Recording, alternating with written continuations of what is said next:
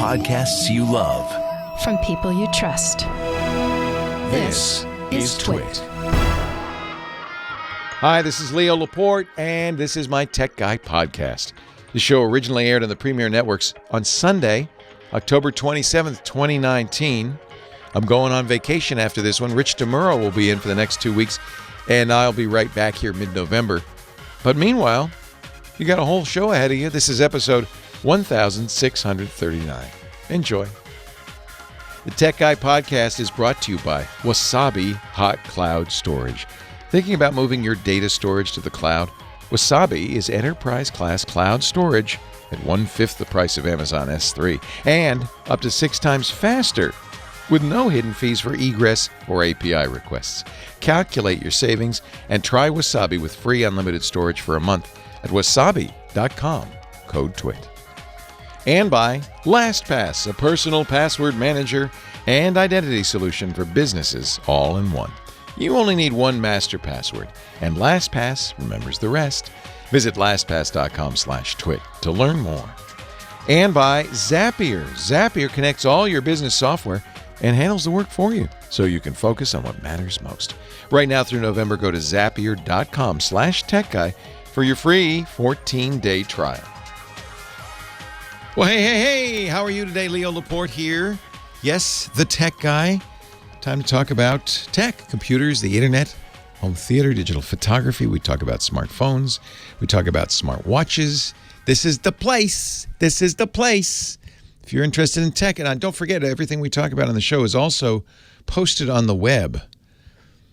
Websites. They seem so old-fashioned now, don't they? The World Wide Web at techguylabs.com. James is writing everything down, James DeRuvo, and he'll put all the text notes up there, including links to everything I mentioned. And then afterwards, we will also add audio from the show and video, so you can, if you watch a segment of the show or the whole thing at techguylabs.com. That is free, by the way. No sign up, nothing. Don't want your money. Don't want your email address. It's just there as a resource for you. techguylabs.com. I was talking yesterday about my Pixel phone comes tomorrow because I ordered the special edition creamsicle version. It's kind of a light orange. And now, I kind of kicking myself, A, because it means it came 4 days later than everybody else's, but B, because do I really want an orange phone? Somebody in the chat room said, it doesn't matter, Leo, you're going to put a case on it. Well, maybe not. Do you put cases on your phones? Nowadays, I'm torn because, first of all, these phones are incredibly slippery, right? And they're incredibly fragile. They're made of glass in most cases, not just the front, but often the back, which means a drop from any height in any direction at any angle, you're going to crack something. So there's a strong argument for putting in a case, but on the other hand, these are so beautiful, you don't want to. I was thinking I would not put the Pixel 4 in a case. And the reason is I've had I'm holding it up. You can't see it, but I'm holding it up. The Pixel 3, the predecessor, right? Last year's Pixel phone. And I had it in a case for the longest darn time. But it makes it thicker and uglier and kind of clunky. And, it's like, I don't know. It's like a guy wearing corduroys. It's not aesthetic. It's just not. And I had taken the case off and I thought, oh, wow. I forgot how pretty this phone is. How gorgeous this phone is. So, I don't know. I'm living pretty dangerously. I'm even going to take it on vacation without a case. Now, remember, it's not that dangerous because I'm getting the orange phone soon. So, but will I put that in a case, or do I want everybody to know I have an orange phone? What I tend to do for cases, my iPhone 11 Pro Max is in a case. But I get these clear, just kind of rubber sleeve cases that I put on it. And that's so you can still see the color and the finish and all that stuff. But then, if I peel this rubber coating off, it's a much prettier phone without any case on it. I bought the gold one of the iPhone, so it's got this beautiful gold stainless steel, and it's got a kind of a soft gold, almost a beige back. And it's pretty.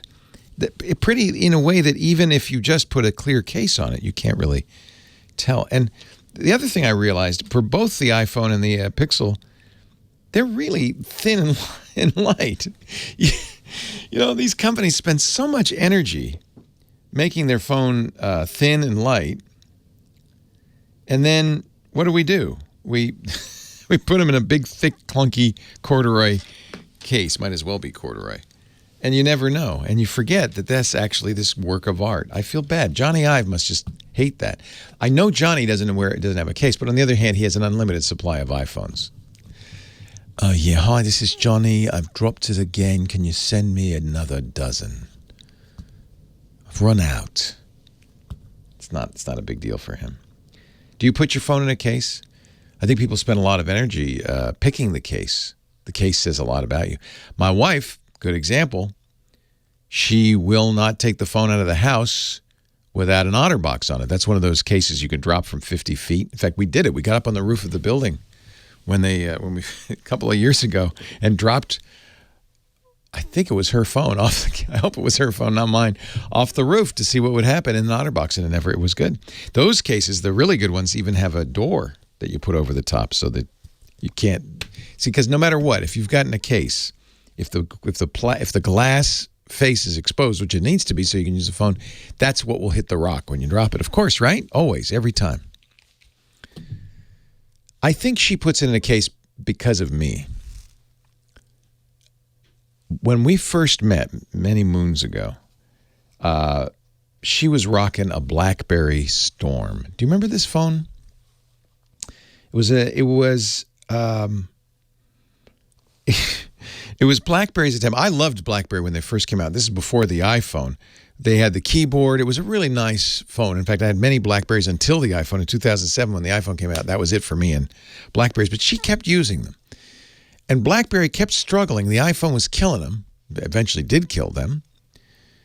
And so they made the Storm, which was supposed to be like a BlackBerry but an iPhone. So it didn't have a keyboard, which immediately means it's not as good. I mean, why would you want a BlackBerry that didn't have a keyboard? But it had a clicky screen, which was terrible. So instead, the screen wasn't responsive to taps. It wasn't a touch screen. You pressed it until the screen went in a little bit and went click. Terrible. She loved it. Terrible. I kept saying, Lisa, gotta buy an iPhone. Why are you using this BlackBerry Storm? This thing's horrible. I love my Storm. So I feel kind of bad. I ran over it. Not on purpose. It was kind of her fault. She put it on top of the roof of the car and we drove off. But it was an opportunity, and I got her an iPhone. She's never stopped using an iPhone. But I think maybe post-traumatic stress, she does have a case on it, a pretty hefty case, an OtterBox. Now, my kids, same thing. I won't, because I'm still buying them phones because, I'm the tech guy. Abby uses Android phones. My son Henry uses iPhones. And I insist, okay, I'll get your phone. Actually, usually it's the hand-me-down. Like they're going to get the Pixel 3 because I'm going to get the Pixel 4. So it's the hand-me-down. I said, I'll give you this phone, but you got to put a case on it. And they're very good. Abby was very religious. She always put the big, strong OtterBox case on it. Last year she called me. She said, Dad, I broke the phone. Can I have a new one? I said, it's an OtterBox. You've had it for 2 years. You didn't break it. It was fine. She said, yeah. I took it out of the case to clean it, and I dropped it immediately. What are you going to do? Fortunately, she's kind of got an unlimited supply of hand-me-down phones from her dear old dad, who just has a bad habit of buying the latest, greatest. Tomorrow, I'll get the new Pixel phone. I'll talk about that, the Pixel 4. Actually, I'm not going to get it in time for my vacation, unfortunately. I'm leaving the country, going to be gone for a couple of weeks. I should mention Rich DeMuro from KTLA will be filling in next week and the week after. I'll be back then. I was really looking forward to bringing the Pixel 4 because we're going to the Holy Land, we're going to Jerusalem, we're going to the pyramids, we're going to the Petra Jordan, and it would have been a great photographic safari. But so be it. My little creamsicle phone, my orange phone, will be waiting for me when we get back. Let's take a break, and we are going to get to the phones, answer your questions with me, Leo Laporte, the tech guy. Stay right here. Leo Laporte, the tech guy. Time to get back to the phones, or get to the phones before we head to Sam Abuelsamid, our car guy. Let me see here. Line 2. We're going to try Debbie again. Hey, Debbie, Leo Laporte, the tech guy. Hi, Leo. Oh, thank goodness. Hello, Debbie. I have a strange question. Okay. You probably can't answer this. Or anyway, I have never paid for my TV. I've just had channels 2 through 13, and and that's what I want. And it goes against my grain to have to pay. I don't blame you. In fact, when I was growing up, we didn't pay for the TV. We had little rabbit ears on top of the Zenith, and it just pulled in the shows, right? Right. Well, the strange thing is I was in the hospital for 5 months, and when I came home, I could not get my channels. I could get channels. Oh, I know what happened. Oh, what? I can solve this one. So first, let me ask you, just to make sure I'm right on this. How do you get the TV? Do you have an antenna? Oh, yeah. Yeah. And you have the antenna goes into a box of some kind. Right. Well, the strange thing is I got a new TV because the other one was wearing out anyway. Yeah. And not the adapter, but the antenna really didn't work at all. Yeah. And the old antenna that I had for the small antenna, it still worked. Get channel 7. Yeah. But the other antenna gets nothing. And my friend's son worked on this for 45 minutes, and he... You know, if you didn't know what was happening, this would be a great mystery. You are lucky that you called me, because I know what's happening. Oh, good. And it's thanks to the very famous Federal Communications Commission. But for the last couple of years, and this is going to end in July of next year, they've been moving your TV station's frequencies. This only doesn't impact you if you're on cable, because cable handles this. The cable company handles this. But if you're on an antenna, as you are, the channels that you're talking about, since you went in the hospital, moved. They didn't leave it a forwarding address. They didn't tell you. They moved. The good news is, whatever you use to tune those channels, probably your TV if you don't have a separate box, will be able to pick them up again, but you need to rescan. So when you lose a channel, everybody should know about this. This was not publicized well. But this is something that's been happening over the last couple of years. The reason I know about it is somebody called me, and I went, what? And we did a little research. We figured it out. You can actually go to fcc.gov/TV. Oh, well, wait a minute. Oh, well, actually, that's on a computer anyway. Yeah. You don't need to do this. I'm going to tell you what to do. But for anybody else listening, fcc.gov/TV rescan, and it'll explain the whole thing.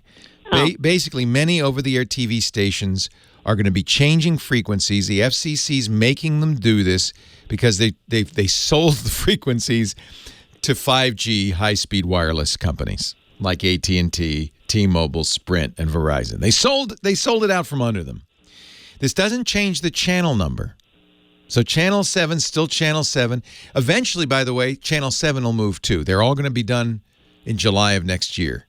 So what happened while you were in the hospital is most of your channels moved without leaving a forwarding address. Only 7 stayed. Here's what you do, though. If you go in your TV menu, you did this when you first got the TV, by the way. You may even remember it. When you first do the setup of the TV.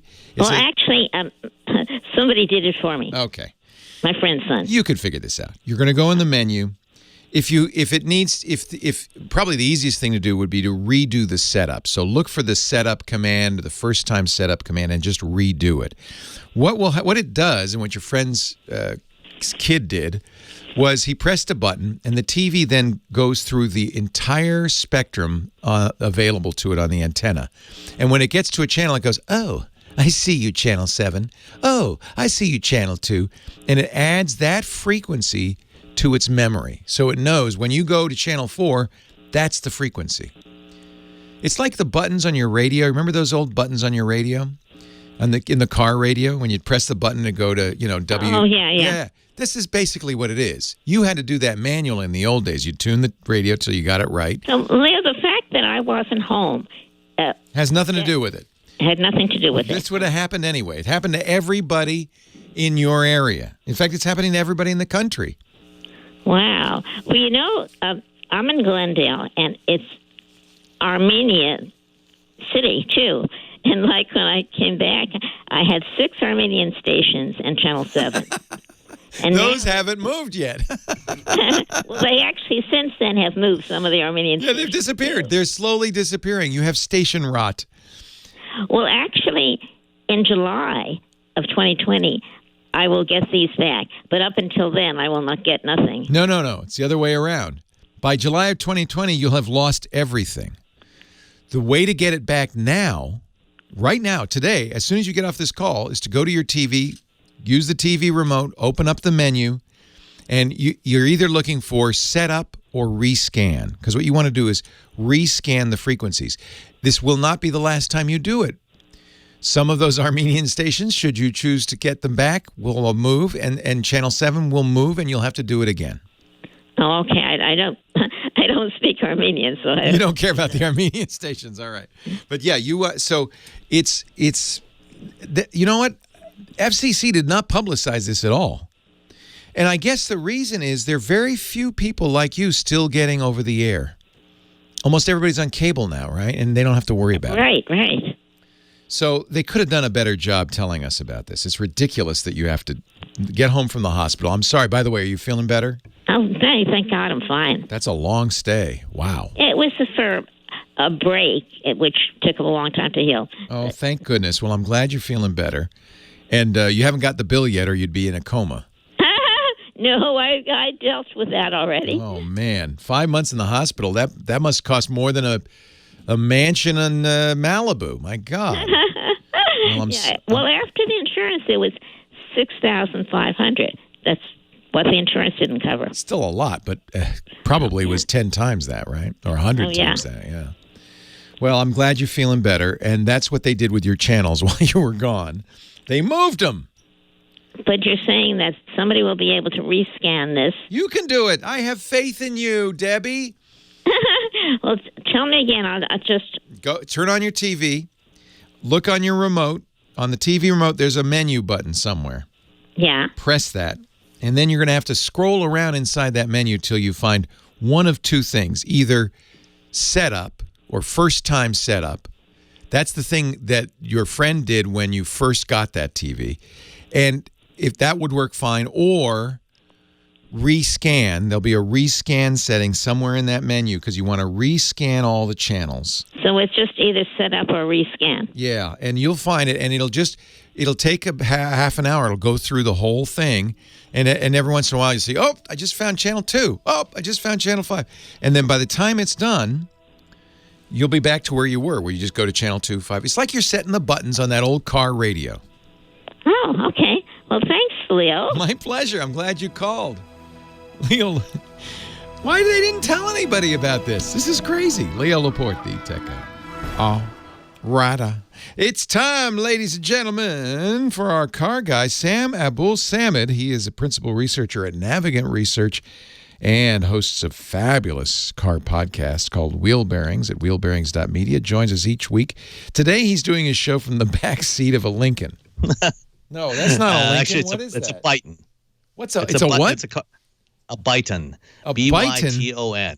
Yeah, it's one of the many new EV only car brands that have popped up in recent years. So you're in the back seat of a Byton. I never heard of them, and you know me, I'm really all in on electric vehicles. In fact, I've bought my last gas vehicle. I love electric vehicles. Yeah, well, the first Byton, the M-Byte, which is a mid-size crossover. Okay, the name has got to go. They're obviously not English speakers. This is the Chinese company, but it was actually founded by a couple of executives from BMW and Nissan. And the M-Byte, they debuted the concept. Name. Oh, is it like byte from a computer? BYTE. Oh, yes, I get M-Byte. And their second car is going to be called the K-Byte, which is a sedan. They showed that at the Frankfurt Auto Show a few weeks back. Can I get this in the U.S. or no? Not yet. Nobody can get one yet.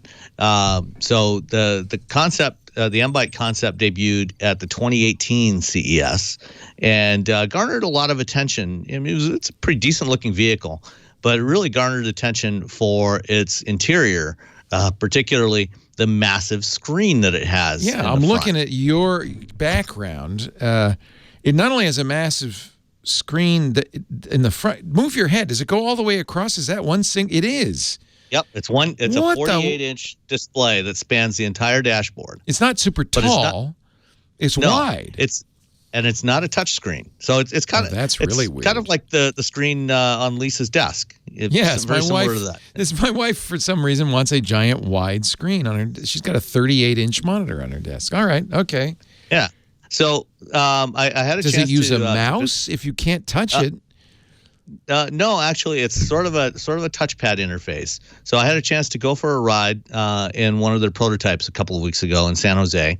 They have an R&D center in San Jose, and I learned more about how this thing works.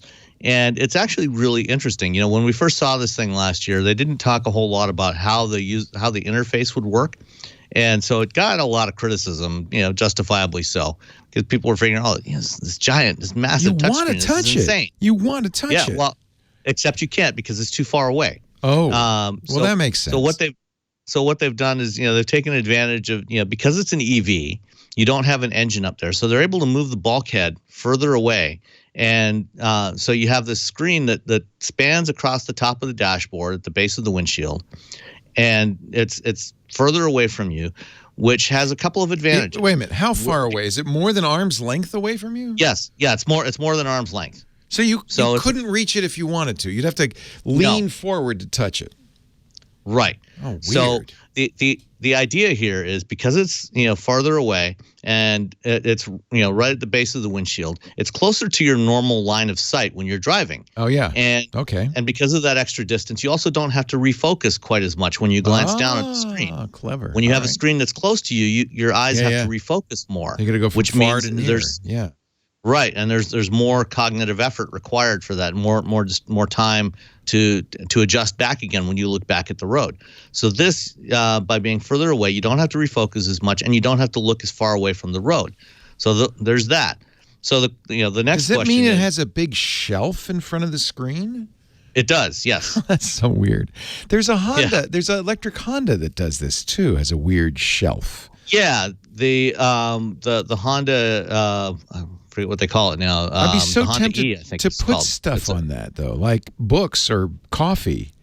Yeah, well, it's not really quite flat. It kind of slopes down a little bit, so you're not, anything you put on there is not really going to stay. Okay. So the idea, with this big screen, talking to their head of UX design, user experience design, he talked about, one of the big distractions that a lot of drivers have, in current vehicles is having, zooming in and out on the navigation all the time, to see where they are on their route and things like that.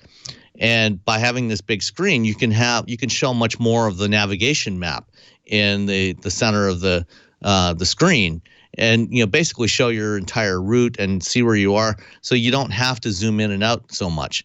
So it takes away that part of it. So the question is, how do you interact with this thing? Well, if you see the steering wheel beside my head here, there's actually a little display in the steering wheel area, and that's actually a touch screen there. And there's a couple of knobs on the side for volume and tuning on either side of that screen.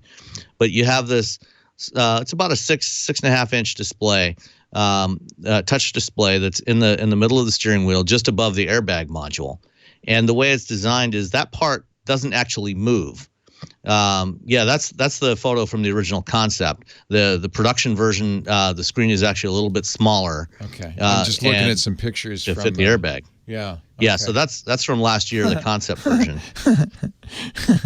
Okay. And so what you can do is you can tap the icons on that screen to select different modes. So that's a touch screen at least. While you basically while you basically keep your hands on the steering wheel. I like it. So you're not reaching away from the steering wheel, and you can turn the knobs to adjust the volume and things like that, just with your thumbs. And when you go into the infotainment display or something like that, you can just scroll on that screen with your thumb to scroll through a list. So there's a lot less distraction involved for the driver. That makes sense. And then for the passenger, there's actually a second touch display that extends out from the center console and tilts up just a little bit, so the driver can hand off control to the passenger, and they have access to other things that are on the right-hand side of the display. So the instruments will show up, gauges will show up on the left end of the display, right in front of the driver. You get navigation and infotainment stuff in the middle. The passenger can, put input destinations and stuff for the navigation, or pick music, or as various services are rolled out, they can do things like order food, for pickup, right from that display. So really, this is more of a living room than a car. Yeah, but it actually works because there's a good separation of functionality, things that the driver might need right in front of the driver, and then other stuff is available to the passenger off on the other side. And you because you have all this information here at a glance, you're not constantly changing modes and things like that. And Scooter X, no, I don't believe it will have Cuphead. Tesla has at least better games. Yeah. So the idea is this is a lot of screen real estate. I guess you could see the cameras for the backup camera. You could see driving information, navigation information. Obviously, you're not going to be watching a movie on this, but... Well, I mean, you can when the car is parked. Right. Did they say anything about price?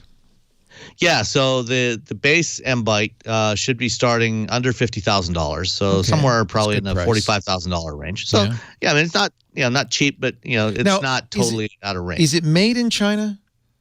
It will be made in China. Okay, yes. So tariffs might affect that could pose a problem for the U.S. market. Yeah, we may not even be able to buy it in 2 years. Who knows? But still, did they say anything about range? Because that's another thing people want to know about. Yeah, so the base version is they're targeting 250 miles of range on the Chinese test cycle, which is the WLTP cycle. So it should be somewhere just shy of 200 miles, probably about 180 miles or so in the U.S. for the base version. Then there'll be a longer range version that should be in the 250 to 270 mile range for the U.S. market. I'm going to have to ask you next time which electric car you would buy if you were buying in the next year or so. But we'll save that for another day. Byton, B-Y-T-O-N, Sam Abuelsamid, Principal Researcher at Navigant, Wheelbearings.media. Thanks for joining us. The Tech Guy Show brought to you today, the podcast by Wasabi. No, not that green stuff on your sushi. Not the horseradish. Wasabi hot cloud storage. It's hot, all right, but it's cloud storage, and it's cloud storage done right. Founded by two of my good friends, Jeff Flowers and David Friend. They had the patent back in Carbonite's days. They had a patent for writing onto disks sequentially as opposed to in blocks. This was a brilliant patent, and it made it possible to create enterprise cloud storage that's 80% cheaper and up to 6 times faster than Amazon S3. And they pass that savings on to you. I'm talking about cloud storage that's affordable, has features that even the other guys don't offer. For instance, 11 nines of durability. That's as good as it gets. You can have immutable storage in the day and age of ransomware, knowing that no matter what happens, you've got hot cloud storage that can't be modified, can't be encrypted, ransomware can't get to it. So even if you get hit by ransomware, you've got all the files up there, up to date, and you can put them back. That's worth its weight in gold, I think. They also do data integrity checking on a regular basis, go through all your files to make sure not one bit is out of place. Their data centers, multiple data centers, redundant data centers, so your data is stored in multiple places, but it's stored securely. In fact, it's so secure, it's HIPAA compliant, FINRA compliant, CJIS compliant. That's important. And even if your business is not regulated, I mean, I think everybody's is these days, but even if it isn't, knowing that it matches those tough regulations, that's reassuring. People are moving to the cloud like crazy. According to Gartner, by 2025, 80% of enterprises by 2025, 5 years from now, will have shut down their traditional data center. It's only 10% today. 10% today, 5 years from now, 80%. That means zettabytes going to the cloud. So you got to do it right. Now, I know, if you're thinking about it right now, you're thinking about who to go with. I just want to add a name to your list. I just want you to think about Wasabi. Wasabi has disruptive technology. It's turning the industry on its ear. It also is affordable, more affordable than anybody else. It's fully secure. It's high speed. It's low cost. It just blows away the competition, including Google, Microsoft, Amazon. It's just the best. So add this to your list. You calculate the savings and show the boss. Say, boss, okay, I know, Amazon, Microsoft, Google, but there's this fourth company I think we ought to take a look at because it's 80% cheaper and 6 times faster. Oh, and yes, it supports the S3 API, so you already have software that uses it. You know how to use it. And unlike Amazon, they don't charge for egress or API requests. That's always free. Man, I don't know why you wouldn't go with Wasabi. Calculate the savings for yourself. Start a free unlimited trial right now for a month. Go to wasabi.com. Click the free trial link. Now, normally it's a smaller amount, but if you use the offer code TWIT, no limit. They like us. They're going to give you a no limit free trial. So bang on it. Put a lot of stuff up there. Get started. wasabi.com. Join the movement and migrate your data to the cloud with confidence. Cloud storage that is in most cases more secure, more reliable, more robust than on-premises. Go to wasabi.com. Make sure you use the offer code TWIT. Unlimited free storage for a month. Wasabi. And now back to the Tech Guy Show. Leo Laporte, the Tech Guy. We go back to the phones. Line 3, John in Ithaca, New York. Hello, John. Hey, Leo. How are you? I'm great. Thank you so much for calling in and hanging on. I love when you do this. Thank you. It's like getting an extra half an hour of the show, an extra hour of the show. Well, it is getting No extra. way. You're literally getting an extra hour, but you'll pay it back later. Right, yeah, and I'll miss it out. But, I'll listen because I'm here. Well, this is the deal. You ask your question now, and then in a month, you'll get the answer. Right. So my question is about a Galaxy. It's about the Android system, I guess, or an app and how it works. But I have a Galaxy S8. And, I extended the life on my cell phone by, instead of going out and getting the 10 and spending $1,000, I just cashed in on the cracked screen, got a brand new phone. They gave me a new phone. Did you get a new battery, Another couple too? of years out of it. Oh, okay. Well, So you got everything was new. Okay, good. Yeah, what they did is they gave me a whole new phone. Nice. I mean, it's refurbished, but whatever, The thing on most smartphones that's going to give out eventually, like in the 2 or 3 years, is the battery. But in many cases, you can get these replaced. Samsung started sealing theirs with the S5, I'm sorry to say. I loved it. The old S4, and you just pop out a battery, put in a new one. I always bought extras. Yeah, I think I did that with my S2, actually. Yeah, it was great. I'm sad that they don't do that anymore. Yep. But I don't use the standard app, messaging app. I use like a bump up from there. It's called Messages Plus. Yes, I And like it's it got a better lot. features. Yep. Yeah. Now, I don't know if the same thing would happen with the standard messaging app, but when I go to do a search, it takes forever. And I'm not just being impatient. I mean, it literally takes like 30, 45 seconds to find. It seems like it scrolls through all the text to look for a name, and then it goes to my contacts.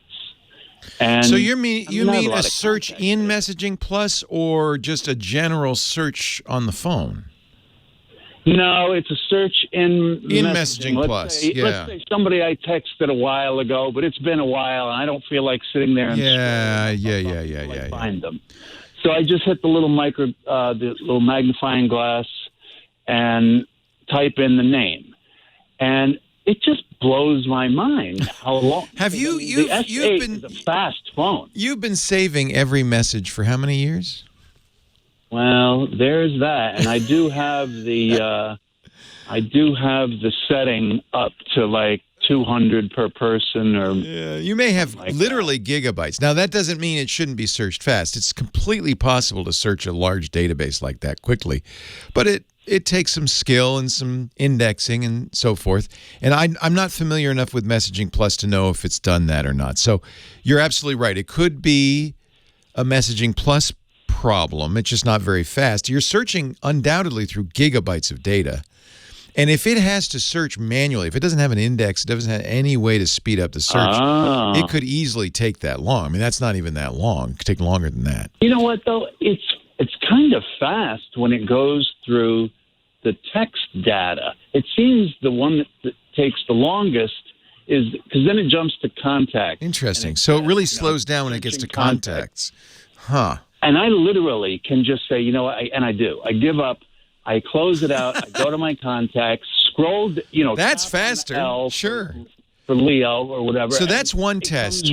If you use Samsung's search, its operating system level search or the Google search, and it finds it quickly, then we know it's not the phone, it's not the storage. Another culprit could easily be slow storage, as the kinds of SSDs that these older phones used.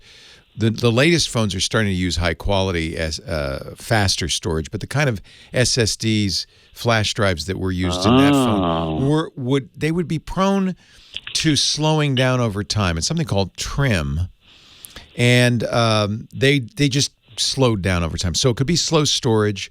You're right. The S8 is fast processor, shouldn't be the processor.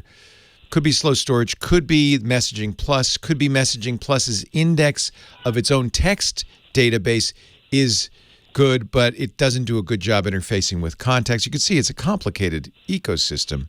Yeah, I figured. And since they really hadn't changed it, even I think it was an early part of this year. In fact, when I got the new phone, it just happened to be at the time the new update came, and the Android changed completely, and it was better. Get ready, because Android 10 is going to be coming out soon, and I think you might even get it on your S8. Yeah. Samsung said done I think the right thing by saying we're gonna upgrade a lot of our older phones. I know the 10 is getting it. I think the 9 is getting it. And I'm not sure if the 8's getting it. Wow. So if it does upgrade to the version 10, is that going to slow this old phone down? Good question. Probably not. I'll be honest. While these processors are getting better every year, they're so fast. They were so fast in the S8 era that it's unlikely it would be on, a big difference. You're only 2 generations old. You're not that old. No, exactly. No, this thing's better than my laptop. You were the one that turned me on to the Lenovo laptops. Good. I wasn't paying good attention, and I went out and got the 320. And so you get what you pay for. Yep. And sad it's to slow. say. My phone is faster. It's so fast. Yeah.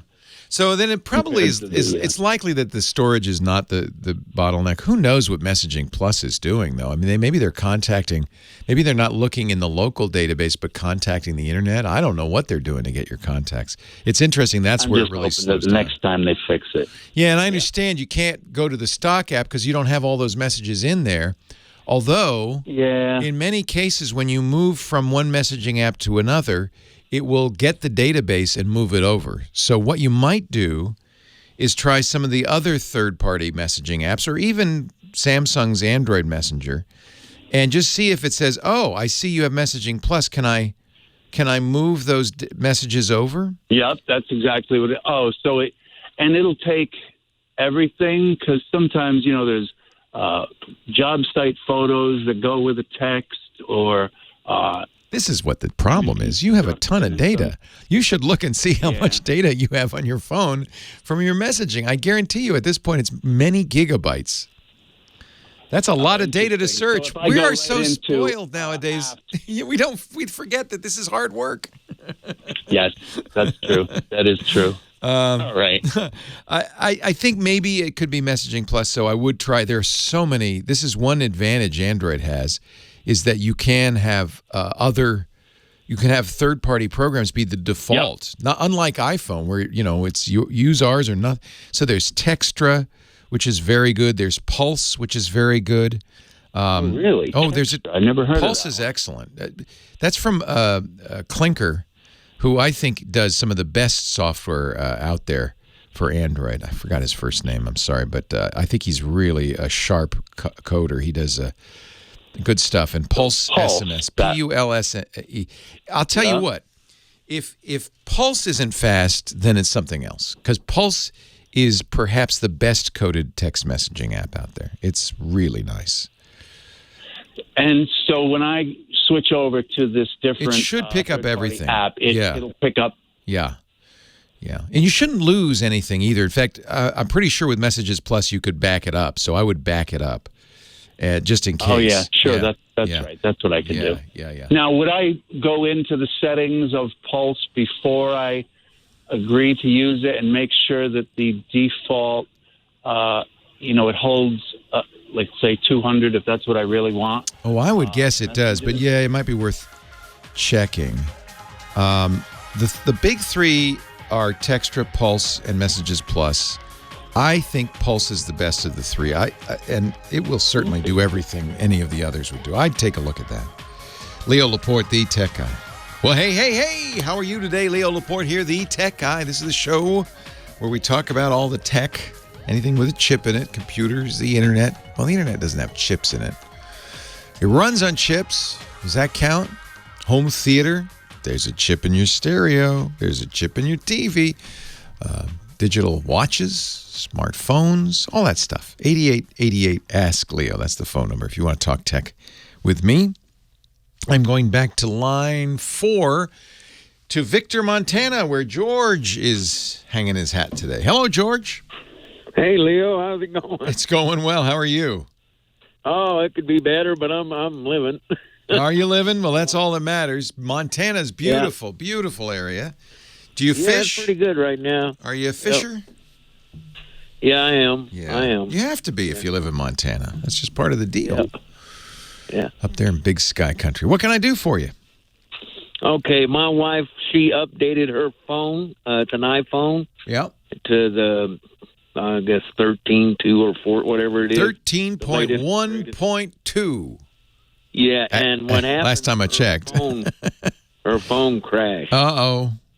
And so we took it into an Apple store, and also Verizon was around the corner. Uh-oh. And Verizon put a new SIM card in, got it to where she could back up all her information, and then we went off and went to Apple. Actually, the Verizon guy went over there with him. Oh, good. Well, that was good service from Verizon. Wow.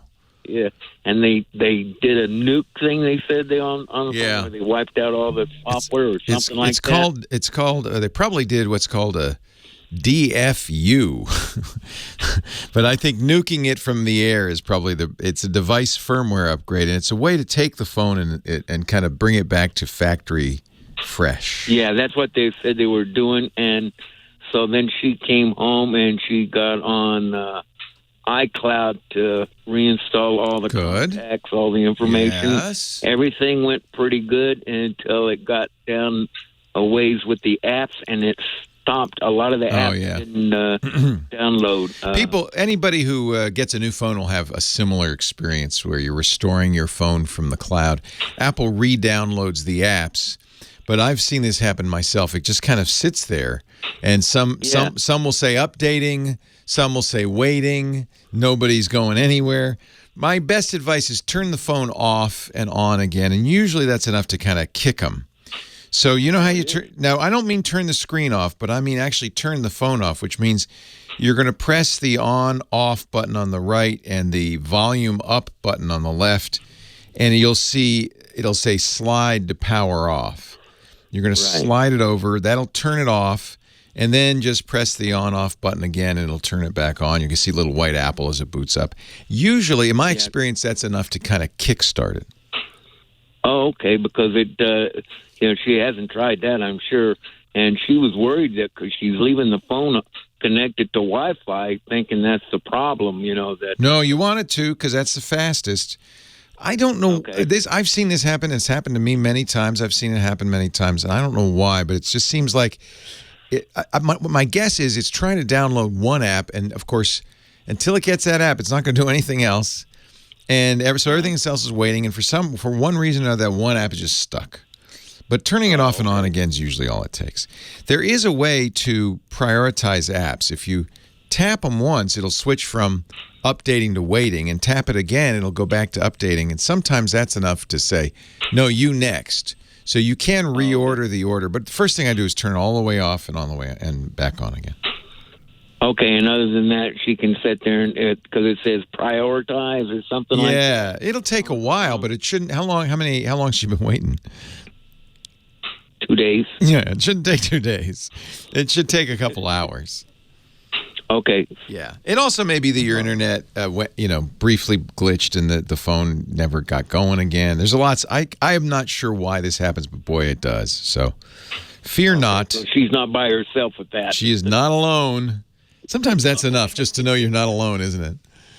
Oh, yeah, it is to me. You are not married. I didn't like being alone.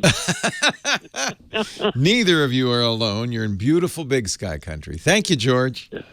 Thank you very much. My pleasure. Have a great day. Take care. Well, it gives us time to take another one before our break. Let's see. Line 1, Micah, my friend Micah, up in Maine. Hello, Micah.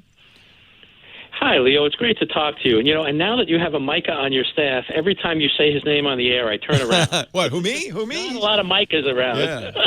Yeah. Micah works on some podcasts. Give us a plug for your shows. Oh, well, it's the Airplane Geeks podcast. I work with that one in particular, and occasionally the Airline Pilot Guy podcast. And I understand that our good buddy Ant Pruitt might have been on the Airline Pilot Guy show. Yes, he's very involved with the Airline Pilot Guy, and he and I communicate semi-regularly and actually had a lot of conversations about Lastpass recently. He's a great guy. Yeah, we just hired him. So isn't that kind of something? Now we're almost related, you and me. We are related. Yes. We must be cousins. What can I do for you? Well, I'm very upset with my iPhone 6S. I wanted it to last just one more year because I didn't want to get a new iPhone until they came out with 5G. But it looks like my logic board has gone because it's giving me battery issues that are not battery related, and they can't replace a logic board. So I'm looking at a new iPhone. And as looking at the new iPhone, I've decided on the 11 Pro because I've been thinking about getting a camera too, and I think the 11 Pro would offer me the option. I am a huge fan. I have the 11 Pro Max, the big version of it. Huge fan. And it's kind of cool. Apple has an update called Deep Fusion. So the phone that I bought, and I got it when it first came out last month, is going to get better. The camera's going to get better. By the time you get your phone, you'll probably have Deep Fusion. If not, it'll be within a few weeks of getting the phone. And it's even better. It uses artificial intelligence. It takes 7 images. It takes 3 dark ones, 1 bright one. It then uses artificial intelligence to look for things like sky and human skin and optimizes it differently depending on what it's looking at. And it does it all in a fraction of a second. I've seen some of the images from Deep Fusion, and you're going to, if what you're looking for is a camera, the iPhone is the best. It's just fantastic. So if that's the most important function. My 2 questions for you about it is I'm leaning toward, I have my iPhone 6S is 128 gigabytes. I got plenty of room on it. I'm leaning toward the 256 because the files are going to be so much bigger on it. Yeah, you're going to be taking a lot of pictures. 256 is the top, of course. They have a 512. Oh, that's right. I got the 512. No, you're right. Yeah. 256 should be plenty. I always get the most, and I never fill it up. I think 256 will be plenty. And you know what? Don't feel bad about not getting 5G. First of all, 5G is going to be in very limited supply. It's going to cost a lot more. It's going to kill battery. I don't think waiting for 5G. I think you may continue to use your iPhone 11 longer than you think. I don't think 5G is going to be all that. But do get the iPhone 11 if you're in the market. I couldn't be happier. It is a beautiful phone. The screen is better. Everything's better. It's faster. And man, is that a good camera. Thanks, Micah. Leo Laporte, the tech guy. Leo Laporte, the tech guy. More calls. Let's see here. I think I'm going to check out line 1. Turns out it's George in Fontana, California. Hello, George. Hello. Hi. How are you? I am well. How are you? Good. So the reason of my call, I was trying to back up my wife's iPhone, and a message popped up on my laptop saying that there was no more space. Oh no! Oh no! It's full. Well, you got to. By the way, the problem here is not how do I back up my wife's iPhone now. The problem is how do I make some space on my hard drive because you're going to need it. Computers don't like operating on a system without a lot of free space these days. It's amazing. I mean, even gigabytes of free space. So that's job one.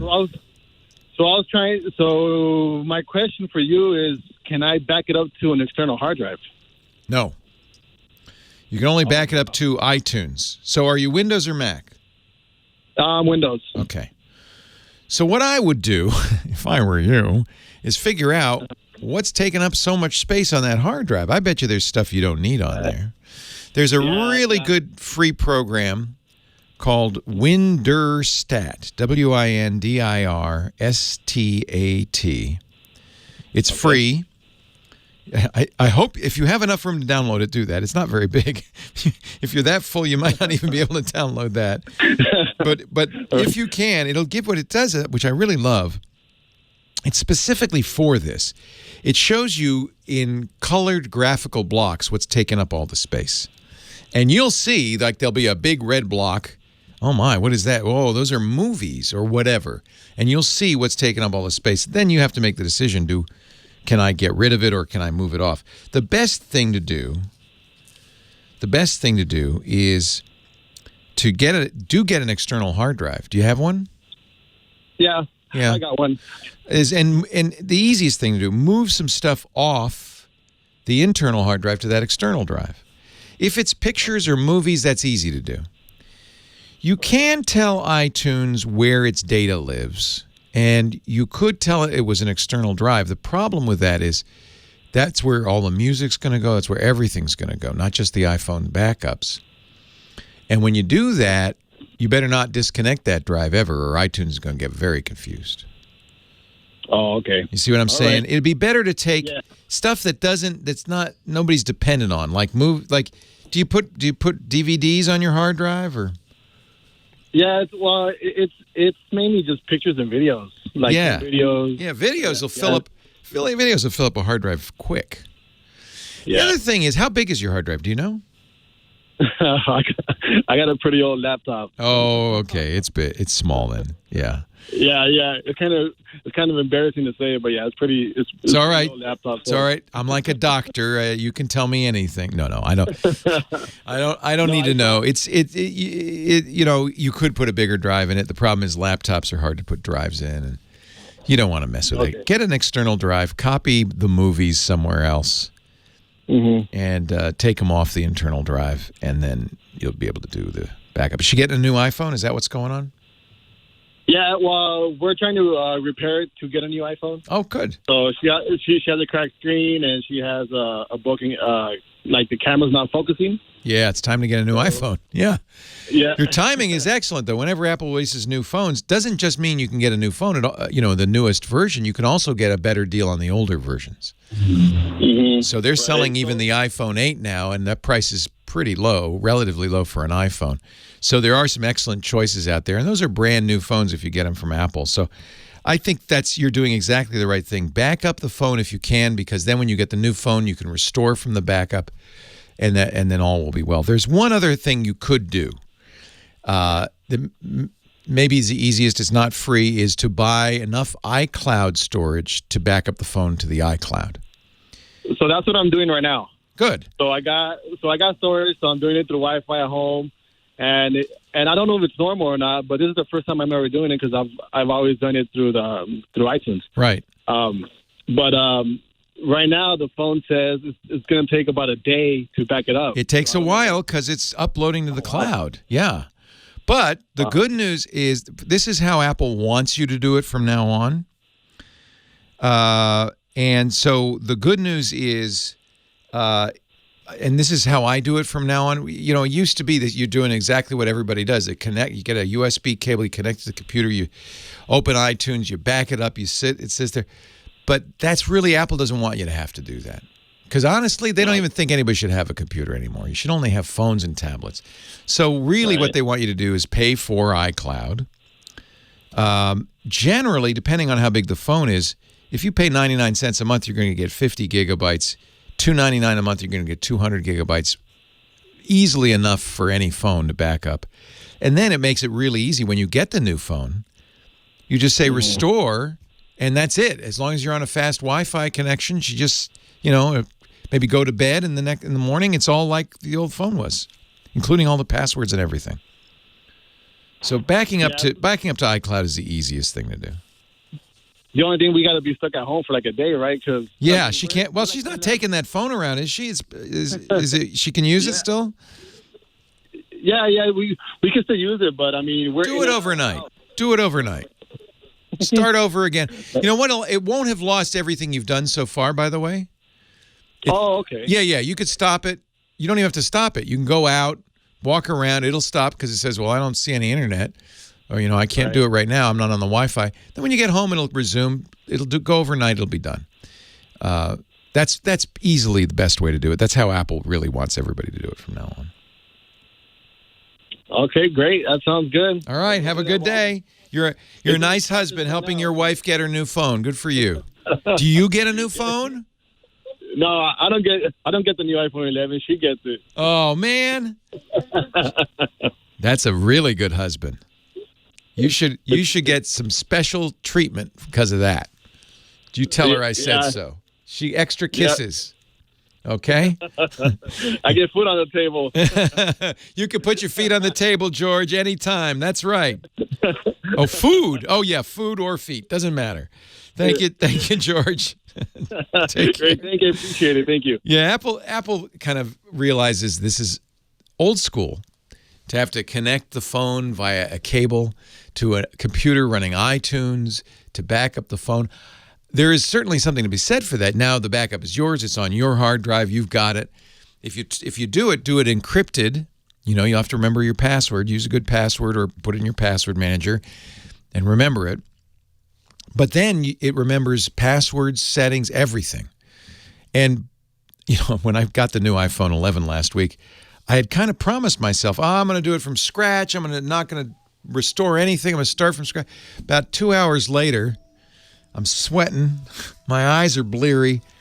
Oh, forget it. I erased the phone and I restored from backup. So this is too hard.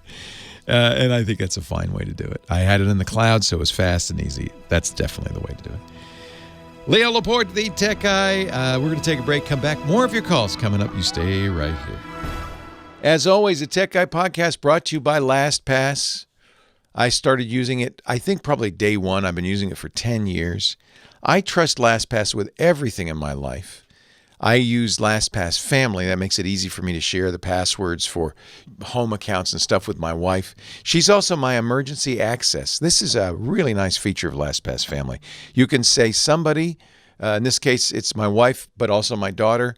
If something should happen to me, we'll have access to my vault. That means, my estate can be handled. I know no one wants to think about it, but this is what I love about Lastpass. They think about everything. It's a really refined product. It's getting better all the time. In fact, they just set up an expanded business lineup. We use LastPass Enterprise at work, and they've just added some amazing features that do two things that are normally incompatible, both more secure and easier to use. Usually it's like a trade-off, right? Not with LastPass Enterprise. They've got single sign-on, okay? SAML apps, in fact, 1,200 plus SAML apps. That means your employees can easily just log in. They approve it on the phone, the sign on the phone, and you're in. That's as easy as can be for them, but it's actually much more secure for you. Plus, it helps you keep track of who's on, who's using it. They have getting started guides for every SAML app so that you don't have to spend a lot of time with training. They can just follow the step-by-step. They also have done something called LastPass MFA that leverages your biometrics, face, fingerprint, iris, but also contextual factors like location, IP address, to really lock down identity, to say, and you want this in business. You don't want somebody accessing your bank accounts or your databases. And that's what LastPass does. It protects you, but this also makes it easier for your employees. You'll have some real assurance. This is really Jane in accounting. She's sitting at her desk. We know this. I think that's fantastic. So more secure for you, more convenient. That's the new LastPass Identity. It's a combination of LastPass Enterprise, LastPass MFA, from single sign-on and password management to adaptive authentication. These guys are always innovating, always thinking. LastPass gives you granular control to IT and frictionless access to users all in one simple, secure solution. I trust it so much. As we travel, going on vacation next week, my passports are in the LastPass vault.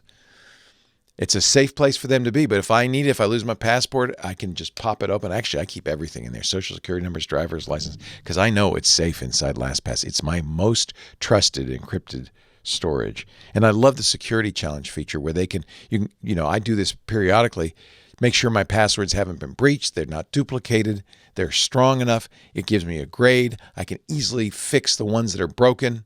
In fact, it's automated. Couldn't be easier. LastPass is the bomb, man. Get LastPass. Why aren't you going there right now?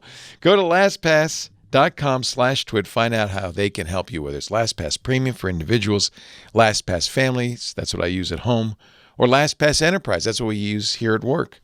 LastPass is what you need to protect yourself online and off. Let LastPass manage every entry point to your business so you can mitigate risk, improve employee productivity, happy all around. LastPass.com/twit. You got to try it. Leo Laporte, the tech guy. It's time for our photo guy. Yes, that's what that music means. Chris Marquardt is here. Chris Marquardt is a professional photographer. That means he's better than I am. He also does podcasts and photo workshops at Discover the Top Floor. His Tips from the Top Floor podcast is legendary. DiscoverTheTopFloor.com. Hello, Chris Marquardt. Hello, Leo Laporte. How are you? I'm great. Good to see you again. Yeah, good to see you. So, what are we talking about today? I want to talk about the power of the collection. The collection. The power of the collection. So, you remember a couple of episodes ago we talked about building a light library, collecting pictures of interesting light. That's when I ask people to walk around and in their house and look for interesting light that comes in through a window, maybe from an interesting direction, or even the absence of light. I mean, stuff is really interesting the moment light is interesting. And you build up that album with all those interesting shots, and then you have a reference to go back and learn from it. But I want to generalize this a bit more into the general tip of collecting things with your camera. Collecting things with your camera. And this can be a little ongoing project, and especially if it's about something that interests you personally, and that could be anything, right? I don't know. You have maybe you live in a city where you have interesting manhole covers, or there's interesting clouds in the sky, or beautiful trees around you, or here in Petaluma we have classic car shows all year round. There you go. Because this is where American Graffiti was shot. So I love taking pictures of beautiful classic cars. That's so much fun. Yeah. Or I don't know, portraits of dogs you come across when you're on a walk. I do Maybe that you're too. A fan of dogs, you know? Yeah, one year on vacation, I just took pictures of cats the whole time. Cats around the world. Yeah. There you go. Or pictures of smiles, or I don't know. There's a lot of things you could collect. And of course, you want to try to make these interesting and maybe a bit different. But you learn a few things from that. First, you will... just by looking at them, by comparing them, you'll find that some of those photos will definitely look better than others because, and you can see this now because you have that comparison between the photos. Oh, because they're all the same topic. I get what you're saying. Because they're the same subject, the same topic, the similar situation, and by that, it's really amazing how quickly you can develop a sense of what to do to make something specific look good because you now have that comparison. That's so right. Yep. Whenever I bring photos together that have these similarities, and those can be years apart, but every time I do that, I learn something about photography, about photographing the specific thing, but then I can transfer that knowledge to other kind of photography. And this direct comparison just is a wonderful teacher. So I really suggest everyone find one or two or maybe three little things that you want to collect. Put on your smartphone. Doesn't have to be an expensive camera. It can be the phone that you have with you all the time. Open up a new album in your photo app and then throw in the pictures of the smiles or the clouds or whatever you want to collect. And do that over time and build up these little different collections, and it's probably going to be a really good learning experience for everyone. I really like that idea. It's true. When I took pictures of classic cars, I got better at it because there's just some things you learn about where to stand, what to do with where the light should be, what some great angles are, that kind of thing. Right. And I mean, we can take this a step further. I would say most people probably have thousands of photos already, right? You have this library. You have a cloud library because it comes with your phone, or you have Lightroom on your computer and seriously collect stuff in there, or whatever other software you use. And it is also a good exercise to categorize your library, to go through your library and try to find commonalities between some photos. And that's an interesting process, because if you want to learn a bit more about your own photography and come up with some interesting collections in the process, then for me, okay, I cannot speak for everyone, but for me, this is a really organic kind of process. It's a bit like tidying up my messy office here. I want to make piles of things that are alike, so I can find them, all the screws and all the lens caps and whatever. But to start that, I'll first have to have an overview. And that's the same with your photos. You want to have an overview, and then just while looking at things, develop an idea of what might be interesting groups, what you come across more than others. And then if you find enough similar things that warrant making a group, you could put just a keyword on them, right? A little tag on them. Most photo apps allow you to do that. So you can put a little tag on things, and then this way you can easily find them again. And yeah, this is really I can't just repeat it again. It's a wonderful learning experience. It's really going to bring you forward by grouping things. Grouping things in general helps straighten out your thoughts about photography and show you interesting new things. Is it cheating to use Google Photos? No.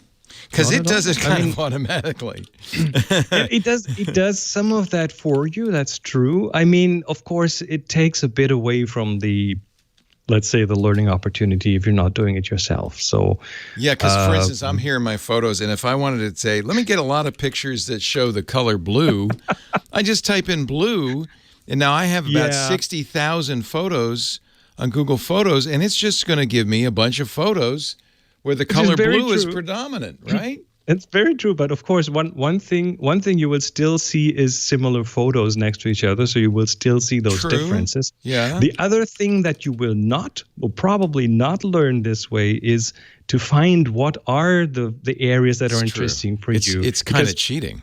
If you don't take that inventory, there's a good chance that if you take that inventory, there's a really good chance that you will find out about your own photography that, oh, I'm really into this. I had this several times that I wasn't even aware that I was shooting specific things more than others. But then I looked through them and it's like, oh, yeah, actually, that's interesting. I should probably concentrate more on that. So, and also, Google Photos isn't perfect. Like, I typed in dog, and there's 3 pictures of my cat. So, I mean, it's not perfect, although it did get quite a few pictures of large dogs. So, and all over the world. So that's kind of fun. Google Photos is certainly a tool to use. And then I guess what you could do is you could drag them into an album. So you'd have a manual collection, not the automated album or use tags or whatever your software of choice gives you as a tool for that, to group things together. Groups are powerful, really powerful. Once you start a group, you got to then go out and take more pictures. Of course, you want to complete that, right? You're a collector now. It's like stamps, And speaking of collections, we're looking for photos. Our photo assignment is right now is golden. Like the golden hour. And here's how you do it. It's not a competition. There's no prize, but it's just really an excuse to get out there and take photos. Take pictures illustrating the word or concept golden. Yeah, certainly the golden hour. Does it have to be the golden hour? Well, it helps. I mean, so let's make it be, that hour before sunset when their world is magical. Golden hour. The assignment is not golden hour; it's golden. Yeah, well. So if I found something really gold, I'm going to Dubai, the land of gold, the city of gold. I could probably get some golden stuff there. But if I got it at sunset, then you're golden. Then I'm golden. Tag it with the word TG for Tech Guy. TG Golden. That's how we know it's for the assignment. You can upload it to the Flickr group, Flickr's a free photo sharing site. It's just fantastic. And we have a tech guy group there with about, 30,000 people. There's a ton of people in there. Renee Silverman is the moderator. Once a week, you can submit a new photo there. And in a couple of weeks, Chris will pick 3 of his favorites, talk about them on the show. You'll get some credit on the show. Golden. Chris Marquardt is at Discover the Top Floor. He's pretty golden himself. Thank you, Chris. Thank you. Have a great day. Leo Laporte, the tech guy. More calls coming up right after this. Leo Laporte, the tech guy. More of your calls here. Let's see. Who's next? Who's our lucky victim? On line 2, Mary in Lisbon, North Dakota. Hello, Mary. Hello. Whoops. No, it's not Mary. Mary, you're next. It's, sorry about that, Larry. Dr. Bird in Temecula. Is that who it is? Hello there, Larry? What am I doing wrong? All right. Put him on hold. I wonder if this line is messed up. Because isn't this the same line? No, it's not. Actually, it's Debbie. All right. We're going to try again. Let's do Mary. Mary in Lisbon, North Dakota. Now it's your turn, Mary. I couldn't get Larry anyway. Okay. Thank you, Leo. Sure, Mary. Thanks for your patience. No problem. I had an original question about Outlook, but all your talk on phones has me I have a question about my Galaxy S7. I'll do both. Okay. My Galaxy S7 is getting really slow, and I think probably it's related to the memory. Did you hear the call we were at earlier? Yeah, with the S8, it was slow. He couldn't find his messages. Yeah. It does get slow, and it could well be storage. Solid state storage degrades over time. I don't have a lot stored on my phone, but I think I use it a lot. And my husband, who got his phone at the same time, his is still real fast. Oh, really? But yours is slow. Now, one thing you can try, and it's kind of a pain in the butt, but it would be worth trying, is resetting the phone and starting over. Usually that helps. Okay. So the way to do that is to go into your settings before you do this, and there's a backup item in there, and make sure everything's backed up. What will be backed up and say you can either do it to Samsung if you have a Samsung account, or you could do it to Google with your Google account. But what will be backed up is your settings, your passwords, and a list of all the apps you have installed. Not the apps themselves, but just the list, plus any data those apps have accumulated. That doesn't take too long. It's not a huge amount of data. Then you can go back to the same, usually it's the same menu. It's backup and reset, and you can reset to factory default, which is basically as if you just got it. That will often help. It may be that what's slowing it down is that it's just you've been using it a long time. But it could also be that there's an app you have that your husband doesn't have. Is this possible? That it's slowing, that's what's slowing it down? That could be, but what's interesting is his brother and his brother's wife were just here, and it's about the same situation. She uses her phone a lot. His brother doesn't, and hers is doing the exact same thing. Oh, you tap on it and nothing happens, for a couple seconds. It could be, so there's a lot of things. It could even be, especially that unresponsiveness. We see that a lot in older Android devices. Actually, truthfully, we see it in older iPhones as well. And I think it's a sign of, frankly, age. That thing is, your phone is 3 years old now, right? Right. And sometimes you used it a lot, so maybe you wore it out. I know that seems weird to say wore it out, but that can happen. I would say it's possible, though, that there's something that some program you and your sister are using that your respective husbands are not. It's also possible that it's just gotten churned up over time. You use it a lot. And if that's the case, if that latter case is what's happening, then a reset might help. It's certainly worth a try. It's a pain because you got to back up, reset, and then you're going to want to restore, and then you're going to want to download all your apps. My caution would be don't immediately download everything. Only download the apps you want and use. Be a little judicious about reinstalling old apps because maybe one of those apps is one that's slowing it down. You use Facebook a lot? I don't use Facebook at all. Good. Facebook's notoriously bad for that. Right. Yeah. The main thing I wanted to do is make sure I don't lose my text messages. Will the Google backup do that? It should. Oh, that's a good question. Yeah, it should. Make sure. I'm trying to remember how Google handles this. Is there maybe a setting in Messages that says keep these on the server? There is on the iPhone. The iPhone does not keep them on the server by default, but you can check a box that says it will. I can't remember if it will. I know it's actually backing them up because I can look online and see them. Oh, if you can look online and see them, good. You're golden. There are third-party backup apps. Dr. Mom's reminded me about SMS backup, for instance, which you can download in the Google Play Store. I think that's what I'm using. Oh, that's why you have a backup. Okay. Good. Okay. Well, the reason I called you in the first place is I was talking to another relative. Your relatives are the problem right here. You should stop talking to your relatives. Okay, sorry. Go ahead. Okay. I'm getting feedback when I talk. Oh, I'm sorry. I don't know why that is. I'll be quiet and let you ask your question. Okay. I think it's on Verizon. Oh, hello, Verizon. Yeah. I'll just talk. Okay. His cousin got a new laptop, and from the place she works, and it came with Office 365. And now, when she tries to create an email, the font of the 2 is so small she can't see it. Well, that's no good. And I Googled to try to change the font, and we can't find a way to do it so that she can see it. Yeah.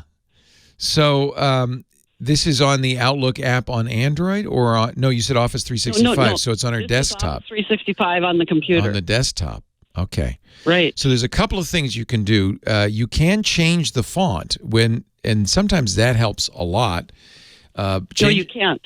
There is no way to change the font on the 2 when you're creating an email. Really? Tools, options, fonts? Nope, no way. I've Googled, and so did she. And it's probably about a size 8 font. And when you put that on a laptop, it becomes virtually unreadable. I mean, you can go to settings and increase everything to like 150 or 175, but then when she's done with that, everything else is off. They couldn't possibly have taken this feature out. This is a normal thing. They took it out. They took it out of Outlook, and I went to just regular mail, and it's not there in their regular mail program either. Well. Why would they take that out? I'm going to look here. I'm looking at a site that says it does work for Office 365. So you've looked in Tools Options, huh? Yep. You can do it everywhere, except the 2, the from, and the carbon copy. Oh, I see. So it's changing it in the message pane, but not in the to and from and CC pane, not the addresses. Right. Oh, I get it. Yeah, okay.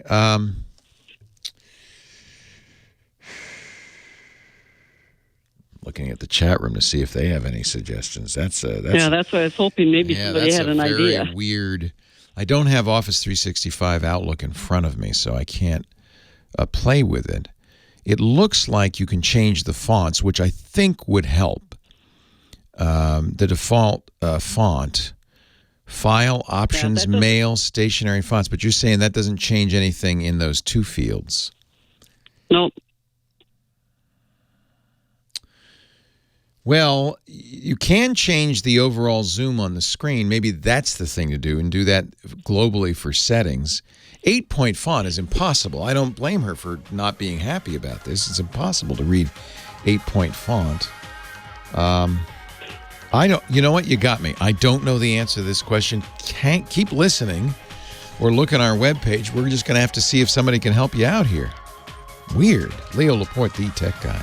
Hey, Leo Laporte, the Tech Guy, Hour 3 of the Tech Guy radio program. We talk about computers, the internet, home theater, digital photography, smartphones, smartwatches. We help you buy, we help you use, we help you sell when it's time. That's my job here, is to help you get the most out of your technology. Let's go to line 3. Chuck in Thousand Oaks. Hello, Chuck. Hey, Leo. How you doing? I am great. How are you, sir? I'm good. It's very good to talk to you again. Thank you. Thanks for calling again. I have a late 2015 iMac Retina 5K 27-inch, which I've used since it's new. I love it. It's great. A great machine. Those 5K iMacs. I have one right in front of me. Beautiful monitors. Beautiful. And that's exactly what I'm getting to. So I had a second monitor for a long time hooked up, which I love, but it was not, a 4K monitor. So I went down to my local store and I bought an LG 4K or 5K monitor, whatever it is. It's the one Apple sells? No. Okay. But it's it's a 27-inch. Yeah. Nice monitor. 4K. Yeah. Monitor. Yeah. I cannot get the resolution beyond 1920 by 1080. And so, of course, I went online. I looked at everything, and I upgraded the cables. I got the best cable possible. I bypassed through the little Thunderbolt dock that I was using. I went direct into the back of the iMac, and I'm running out of. I know it's a 5K monitor. It says it on the box. I can see it when you push the little button thing underneath. But when you drag a window from the 5K iMac screen over to the other monitor, the window gets 40, 50%. Yeah. So there are a couple of things. You go into the display control panel. It used to be Apple would tell you what the resolution was. Now they just say, best for your monitor and scale. You want to make sure that it's identifying the monitor properly. I presume that it says LG, but make sure it's identifying the monitor properly. It is identifying the monitor, but the thing that I'm guessing it might have something to do with, and I don't know, and it's one of the reasons I'm calling, it says refresh rate is one of the drop-down menus, and you have a choice of 24 hertz, 25, or 30. It defaults to 30, but there's no 60 hertz. And okay. So Apple, this is very Apple, right? They take away the fine control because they figure that's too much information for civilians. So the settings on your display settings for that monitor are best choice and then scale it. And they're very few and far between. So first thing to do is try scaling at different scales. Because remember, one of the things that Apple does, and this is the right thing to do and does it better probably than anybody, you have what's called a high DPI display, high dots per inch, very high resolution display. And honestly, if they did it at the native resolution, icons and text would be so tiny that it'd be hard to use. So they typically will double it. And in effect, having the resolution. And if an application like Photoshop is used on that monitor, then the app usually is smart enough, the operating system tries to help it, to use the super high resolution for images. If you're editing images in Photoshop, you'll get the full 4K resolution, but most of the other time it'll be 1/2, just so that icons and text are readable. This is hard to figure out whether it's doing it, but there is a little tool that you might want to take a look at. I have clicked on scale. I mean, I can see that. Yeah, Apple doesn't give you 20 by 1080 now. Yeah. When I click on 3840 by 2160, which is there, and in parens it says after that low resolution, that display box and everything else becomes teeny. That's the native resolution. So I'm gonna tell you about a little program. I've used this. It will at least tell you if the display can be driven at its native resolution. It sounds like it can, but you may not. What I'm saying is it may, as you have noticed, be unusable at its native resolution. You want it to be a high DPI display that it's normally 1/2 the resolution, so you can see stuff. But when you want it, like for editing photos, it automatically adjusts. There's a little program called Switch Res X. Switch Res X, which lets you actually change the resolution. Instead of the kind of dumbed down control panel, the system preference pane that Apple gives you, Switch Res X will let you pick anything the display can support, including refresh rates, including resolution. So you can at least manually tell it, well, what does it look like when I do this? Don't scale it, I want the native, the actual dots of that, and that'll tell you something. You may not want to use it that way. Most of the time, what you want to do is half scale. So if it's a 1440 display, you would do half that 720. If it's what is it 20? What is the native resolution of it? Do you know? Well, it's defaulting to 1920 by 1080. And yeah, that's half scale, right? That's HD instead of 4K. Good, but it's not 4K. That's a 2K. That's 2K, yes, right? But that's what you. Yeah, that's what you want. That's because it's not the same as the 5K display that I'm. Well, 5K is different, and it has a special chip driving it and so forth. But even then, it's being scaled. Just trust me. Get Switch Res X. It's free at madrau.com. Yeah, I've got it up on my monitor. I'm looking at it right now. Do it and play with it, and you'll see why Apple's made these choices. This is very Apple. Apple says, no. You don't need to know what the resolution is. Trust us. We'll do it right. So they're telling you they're telling you it should be 1920 by 1080, even though the monitor's resolution is twice that, 3840 by 2160. That's the native resolution. If you open a picture in Lightroom or Photoshop, if you play a movie, it'll go to that resolution. But normally, in order for you to see icons and text, it halves it. And halving is pretty good. It's because it scales better. You don't want to do a third or a weird number because then you get weird pixelation. Your 5K is a different beast entirely. That's why you bought the 5K. It has a special chip just so it can do 5K. So try Switch Res X, install it, play with the resolutions. You can use a different one. I did this, by the way, when I got my 5K. I did exactly what you're talking about. That's how I know about this. I said, but I want to see 5K, not half of that. But you won't use it for very long because everything's teensy. Yeah. It is an actual issue with these high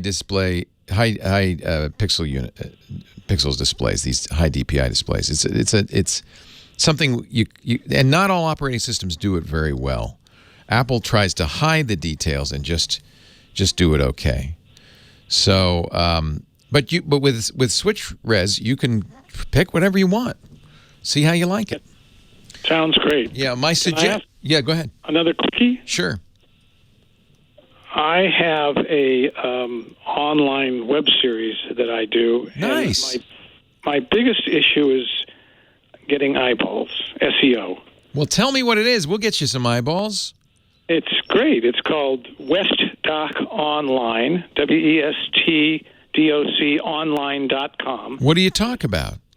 All about documentary filmmaking. Oh, are you a documentarian? Yes, I am. I can't wait to watch it. And it's interviews with Oscar-nominated, winning directors of new, terrific, and some classic films. Producers, directors, distributors, all about documentary filmmaking. Nice. Let me ask you one thing. Is that your Oscar? No, I wish it was. Frank Stiefel, who retired and wasn't working, and he said, I think I'll make a short film, and the next thing you know, he got an Oscar. Of course. Isn't it always that way? West, W-E-S-T, doconline.com. Well, it's a pleasure meeting you, Chuck. No wonder you got that 5K. That's a great monitor. Actually, wait a minute. You're Chuck Braverman. That's right. I know who you are. We've met many times. Yes, we have met. Now that I see your picture, I know this guy. Well, it's a pleasure talking to you again, Chuck. This is what you're doing now. Is this video blog? Well, it's taking up a lot of time, and nice. It's an expensive hobby while I try and develop other projects that I am working on. As you know, I love documentaries and documentarians, and I will be watching this every single episode. This looks fantastic. Do you have any ideas on gathering more eyeballs? Believe me, I've been looking around and trying to find a social media marketing person or somebody, and doing clips on Facebook and Twitter and Instagram and everything else. But it's the biggest issue is trying to get a good number of eyeballs and yet have integrity in what you're doing. Yes. On the air. So just keep at it. You're doing great content. I think I'm glad we could give you a plug here. I would also, create a Facebook group, and, Twitter, I think, is of dubious value. There are not that many people using it. But Facebook ads, maybe. They're not expensive. And then go to filmmaking groups, and what you want to do is go to people who are interested in documentaries. And maybe speak at those groups, or get flyers, or or go online. And it's a slog. This is the difference between doing it on your own and having a major motion picture studio do it for you. Of course. Right? It's hard. Yes, sir. It's hard, but it's worth it. And as you know, Chuck, I mean, that's kind of what I did with Twit. I was lucky because I started when it was all new and fresh and young. I didn't have any competition. I'd hate to be starting now. You have a conference, right? We don't do the live conference anymore. Oh. This is the spin-off from what was the conference. Well, I think that's actually smart. I mean, more people can see this. This is right. Infinite distribution. And we do an occasional, we have some sponsors sometimes for some of the episodes. And that's, the reason, of course, aside from wanting everybody to see it, is to be able to verify a certain number of eyeballs. Let's get you on triangulation, because I'd love to talk to you about this, but also, I mean, you've been in the movie industry for a long time, how the business has changed with the advent of Netflix and Amazon, and I bet you have a few things. It's a huge titanic change. I bet you have a few things to say about it, right? Everybody realizes, it's enormous change. I'm going to send your email to my producer Karsten, and I'm going on vacation, but when I get back, let's do a triangulation. We can spend an hour talking, and maybe that'll help, because I'd love to get your perspective on how this has all changed. I actually am teaching at Cal State University Northridge, and we talk about just exactly this too. Oh man, this would be great, Chuck. It's nice to reconnect. I haven't talked to you in ages. No, but I see you every weekend. Oh, see? So I know everything. How did I know? How did I miss you? Connected to your show. Oh, I'm so glad to hear that. It's so great to talk to you. Likewise. Thank you so much. funny. I see. Wait a minute, that's Chuck. It's a wonderful vacation. That's that Chuck. Those pictures, I love seeing your pics too. Oh, thank you, Chuck. It's great to talk to you. We're going to send you an email. Take care. All right, take care. Bye-bye. Let's take a break. We'll come back with a lot more Leo Laporte, the Tech Guy. We're going to have more of the Tech Guy podcast in just a second, but first a word from Zapier. Zapier. Love the Zapier. When Lisa said Zapier wants to buy ads, I said they don't need to. I talk about them all the time. I'm a Zap head. I am a Zap head. I think of new ways to use Zapier all the time. With Zapier, you can automate anything you do that's mindless and repetitive. Don't do it anymore. Let Zapier do it. I created Zaps to do all sorts of things. As soon as we started the new forums, for instance, I immediately created a Zap that watches the Twit feeds, and whenever there's a new show, automatically creates a posting on the forum, says, give us your comments, what do you think? I did that once, took me 5 minutes. I never have to think about it again, and it just runs in the background. I have so many Zaps. It's such a great tool. And Zapier is the only one that supports multi-step Zaps. So you can say, here's the trigger event. I want you to do this, this, this, and this. I could easily have a tweet, post to Facebook, put up a picture on Instagram. I can do all of that. It works also with all your enterprise apps. If you use CRM or ERP, Zapier works with actually a total of 1,500 plus apps. So you can automate your work too. If you're in sales, imagine you get off the phone, your leads are engaged instantly with an email, happens automatically import new customers, notify your teams about opportunities. You spend more time doing what matters, less time doing the busy work. That's Zapier, and you do not need a developer. You do not need an engineer. You don't have to write any code. It's so easy to do. And it's actually fun, which is one of the reasons I have so many Zaps. I'm always creating new ones. More than 4.5 million people now use Zapier, and on average, they save 40 hours a month. An entire work week every month of stuff you didn't have to do because Zapier's doing it. Make more time to grow your business, to enjoy life, to watch more TV, whatever it is you're looking to do. Now through November, you could try Zapier free if you go to zapier.com/techguy. Just do yourself a favor. At least try it out and make a couple of Zaps. You'll see how easy it is It's not intimidating. And I think, like me, once you get it, you'll go, oh, I need to make more of these. It's fun. Zapier, Zapier, Zapier.com, 1P, /Tech Guy for your free 14-day trial. And thank you, Zapier, for a great product, for supporting the Tech Guy podcast. Thank you for supporting it by using that URL and trying it out for yourself. Zapier.com /Tech Guy. Leo Laporte, the Tech Guy. I'm having fun today. I hope you are too. Let's say hi to Marlene in, wait a minute, Argentina?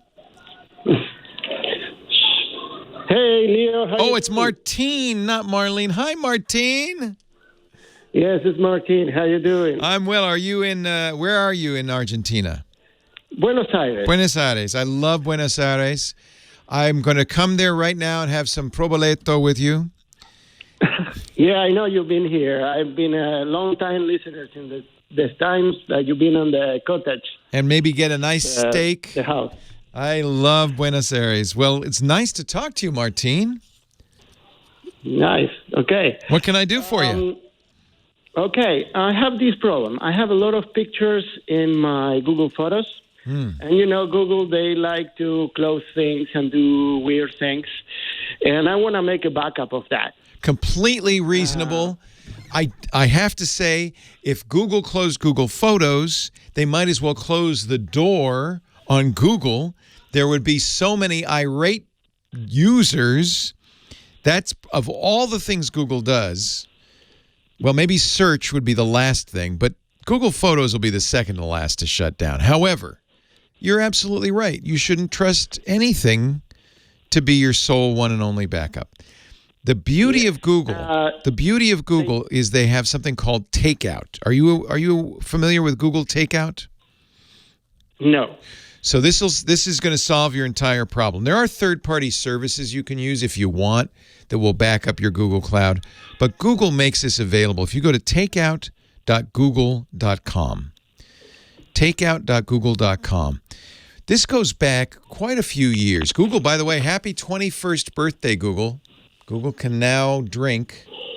Maybe they should, because it seems like they've been drinking.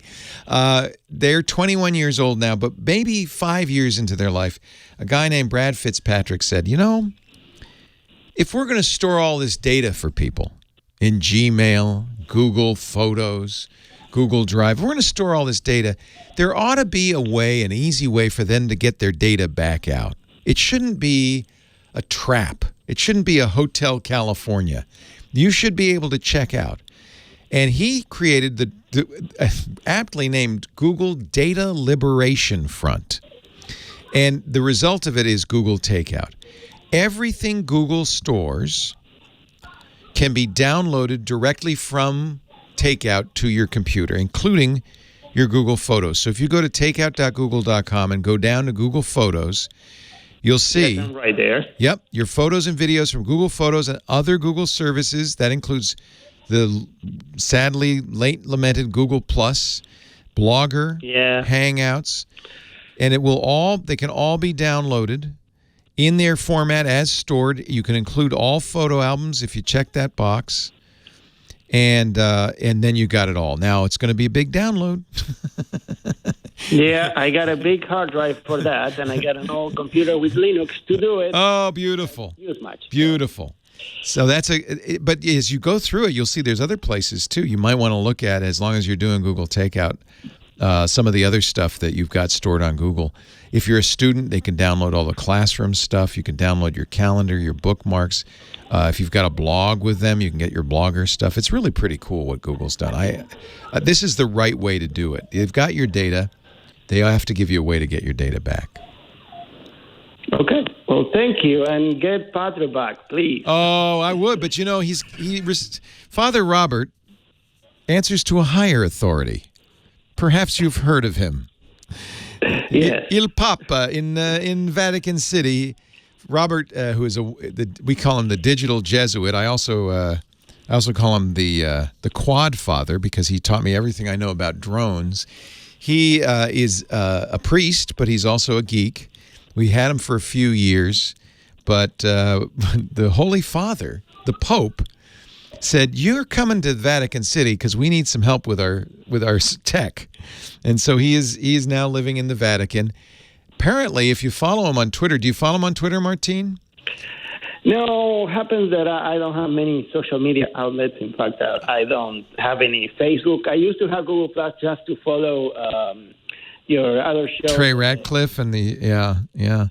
So you're smart, but you don't have to have a Twitter account to go to twitter.com/Padre, PADRESJ. That's Father Robert. And he has recently posted a few videos with him and the Pope hanging out. So he has some stories, but he's told us he wants to come back, but he answers to a higher authority. I can't overrule that, I have to admit. Yeah, I agree. He's great. Do you listen to our podcast, Martin? Is that how you know about us? Yeah, well, I used to listen. I learned about you when I used to live in Austin. Oh, nice. And long time ago. Nice. And I've been hooked since then. So the tech scene in Buenos Aires is pretty vital, isn't it? There's great stuff going on in Buenos Aires. Yeah, there's a lot of stuff going on right now here. Yeah. It's not Silicon Valley, I admit it, but there's hey, I have a friend who's a venture capitalist there, and there is money being raised and startups going. I think that's great. I'm glad to hear that. Yeah. And the food is excellent. Yeah, that's going on. Yeah, technology is growing here, but it's not like there. Yes. Yeah. Well, it's a pleasure to talk to you. If you ever get up here, come say hi. Of course I will. Thanks, Martin. It's one of my things on my bucket list. Oh, please, make me your bucket list. Thanks, Martin. Adios. All right. Muchas gracias. Bye-bye. This is my chance to give a little plug to the podcasts and the podcast network. Of course, I do this show, and I love doing this show every weekend. But foolish me, I should have probably just had 5 days off a week, right? So work on weekends, Leo. That's not hard. Just Monday through Friday. Just enjoy life. But no, I thought I can't just hang out 5 days a week. So back when I started this show in 2004, actually it was a year later, 2005. Started the show January 2004. And in April of 2005, I started doing this new thing called podcasts. We actually had a podcast of this show in September 2004, but I started, it was called This Week in Tech, TWIT. And I started doing a podcast. I'd get my friends together, and we'd talk about the week's tech news, and it kind of took off. Then we started another podcast called Inside the Net. It was all about the social media and the network with Amber MacArthur. Then we started another podcast called Security Now with Steve Gibson. Then another. Well, fast forward about 15 years, we've got about 15 podcasts, including the Tech Guy Show. And I'm sure that's how Martin listens, because you can download it all over the world. It's kind of cool. When I do a radio show, of course, you can hear it in the area. And we probably have more people listening to the radio show than anything else. But I like it that people all over the world, if they're interested in tech, they can download these shows. You'll find them on our website at twit.tv, TWIT.tv. And this show's there, plus a lot of others. If you're a hardcore geek, we just started a new one related to the radio show called Ask the Tech Guy. I just do one question, one answer. That's a quick and easy listen. You'll find it all at TWIT.tv. See, nice plug. Leo Laporte, the Tech Guy.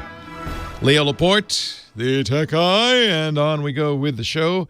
Now we got Larry in Temecula. Hi, Larry. Hi, Leo. How are you doing? You've always helped me so much. I'm calling again to get two quick ideas to kind of work on. Deal. The first one is for a friend of mine that's a professional photographer, but he's not a tech guy. And he has a MacBook Pro, the last great one, 13-inch. 2015. It was the end of the line for great Mac Pros, yeah. So he's got, I think, a 256 SSD in there, and that's not enough. And he doesn't, I'm thinking he manipulates the images on the MacBook Pro, but he wants to store them. He's got, of course, RAW and JPEG. Yeah, big files. I'm thinking maybe it's an external drive that's maybe a RAID or something. What's your? He could do that. It is. Yeah. I have actually done this surgery. It's not hard to put a much bigger drive in that MacBook Pro. Yeah, so I've done that too. He could do that. It's 10 screws on the back. Once you pry off the bottom, it's actually, you could see right where the drive is. If you go to macsales.com, that's Otherworld Computing's website, macsales.com, they sell a variety of fast SSDs that work in the 2015. You can actually pick the model you've gotten. They've even got a video so you can look at it and see if it's something you're up to. You say you've done it, so you know it's not hard. However, you totally can use an external drive. The disadvantage on these older Macs is that they don't have the high-speed Thunderbolt 3 port yet. Right. Newer MacBook Pros do, and the nice thing about that is it's 40 gigabytes per second. It's so fast, he would say it's maybe even faster than his internal drive. But on that 2015, you're talking USB 3, which is 400 megabytes per second. It's decent. It's just not as fast as an internal drive would be. Right. So I don't know about your friend. I don't. Does he use Lightroom? No, I don't think so. I think he's using Photoshop.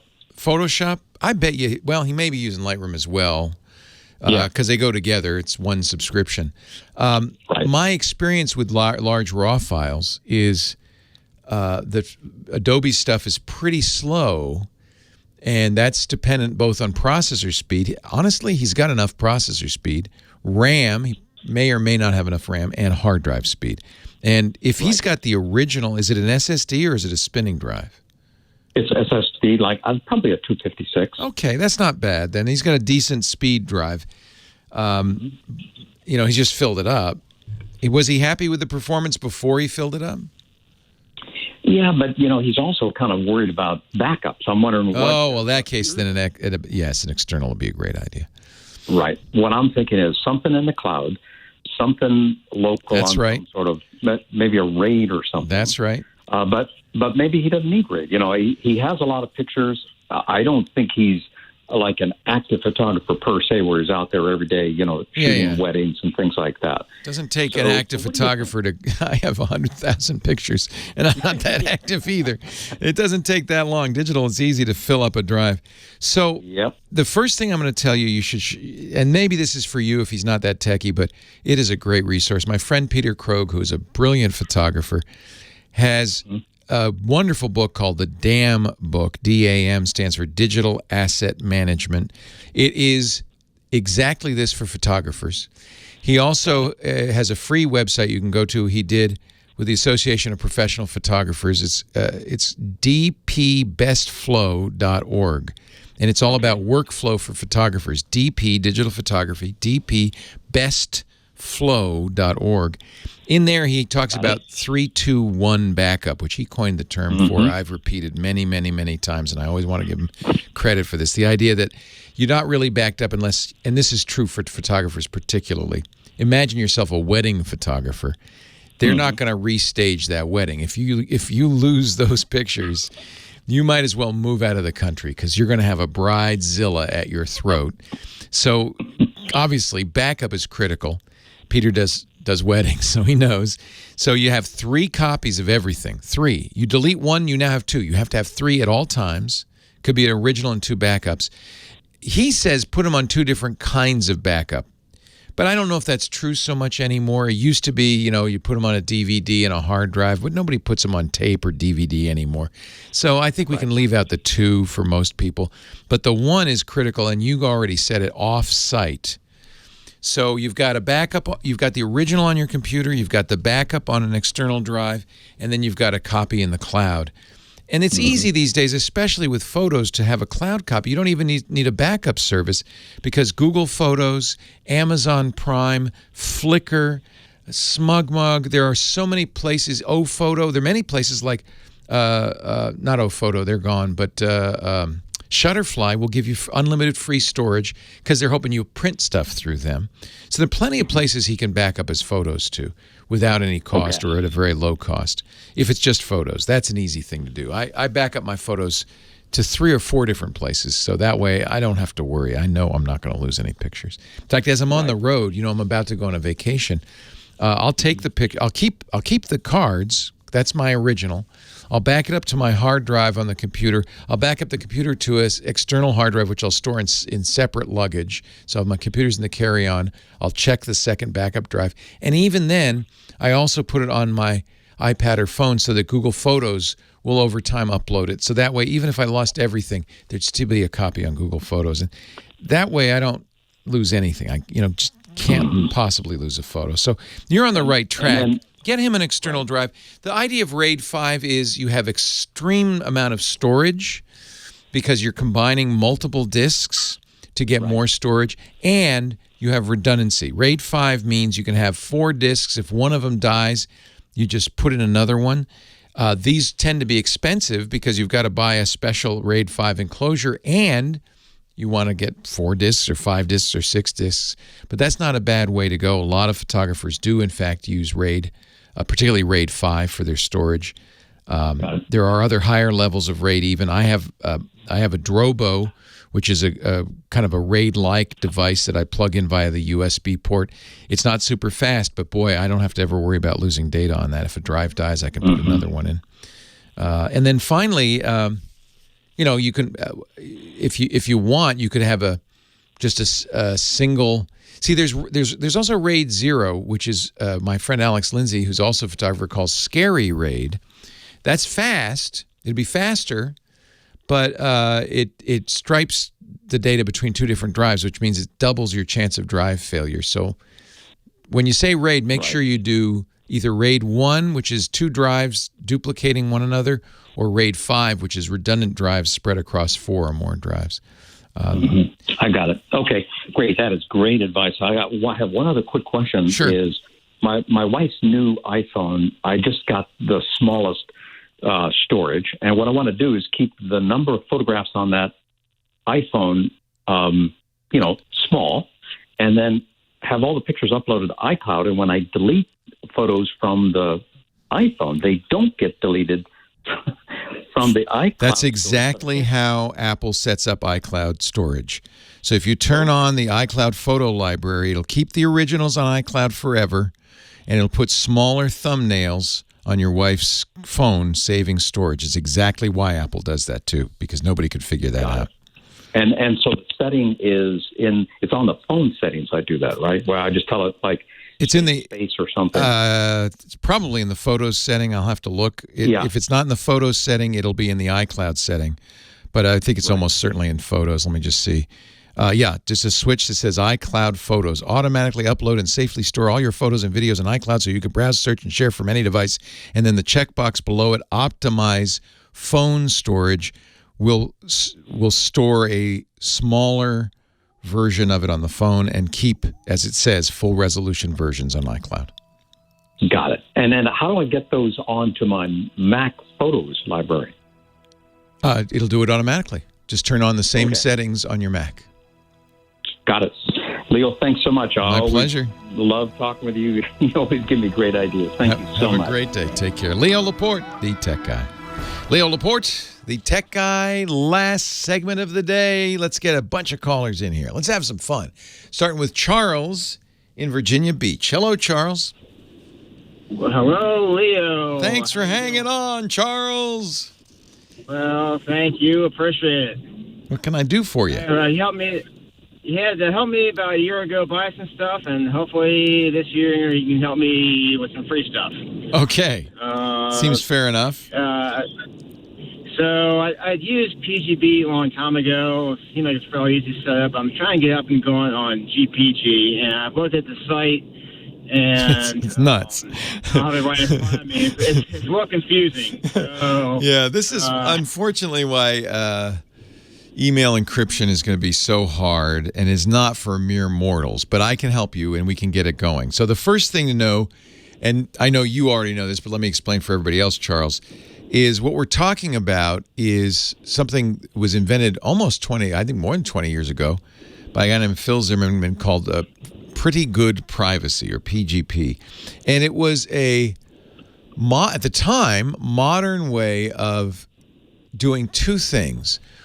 Encrypting email so that you could send email. You know, the problem with email is like writing a postcard. Your email goes through a bunch of servers. Let's say I send an email to you, Charles, and you're on Gmail and I'm on Yahoo Mail. So I compose it. It goes to Yahoo Mail. Yahoo Mail then sends it out, and it may not go directly to Gmail. In fact, in many cases, most cases, it'll go to 2, 3, 4 intermediate servers. It'll hop its way. That's how the whole internet is designed, is this little hippity-hop thing. The problem is everybody along the way, from Yahoo to Gmail and everybody in between, can read what you wrote. It's a postcard. And unlike a postcard, which is well protected by federal law, and mail carriers have a ethical, sense that they're not going to read your postcards, it really aren't very many rules. People could read your stuff. They probably aren't, but they could. And since email is so important, and the stuff that's in your email is so important, you probably like some better security around it. There's another thing PGP can do besides encrypting it, and that is sign it. And that's mostly how I use it. I sign all my email, my outbound mail, with my private key. So PGP uses something called public key cryptography. There's 2 keys. There's a key you can give everybody, your public key. And there's a key you keep private, close to your chest. Only you have it. One hopes have not only keep it, on a secure spot, but you've signed it with a strong passphrase so no one can use it. Only you can send an email signed with the private key or encrypted with the private key. Only you have that capability. The recipient can verify that it was you by checking it against your public key. The public key says, yeah, Leo sent this. And furthermore, this email has not been changed. To me, that's really important. You can't stick a line in or whatever. So this is good stuff. Signing your email saying it's secure. Encryption may be a little less valuable because in order to encrypt email, you have to send your public key out to the person you're going to, that wants to send you encrypted email. You have to have their public key if you want to encrypt email to them. You have to make sure when you get a public key that really did come from them, and that's not an easy thing to do. Could be somebody posing as them. I could get it. Somebody could send me an email later today, Charles, that says, oh, this is Charles from Virginia Beach. We just talked. Here's my public key so you can send me private mail. If I don't have some way to validate that, I could just assume that's you, and now I'm not sending it to you. I'm sending it to somebody else, so it doesn't matter if it's encrypted. So there's one of the big challenges with PGP is who do you trust? And people actually have had key signing parties and things like that to kind of verify this is who they say they are. It's easy to generate a public and private key pair. The software will do it.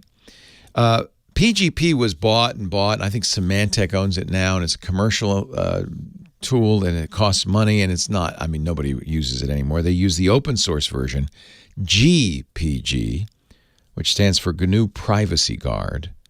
It's free, it's open source. Now, the first step to implementing it is to go to a website and download the version of the tool that's right for your operating system. If you're on Windows, GPG4, the number 4, Win is the place to get it. I think that's probably org. GPG4 Win.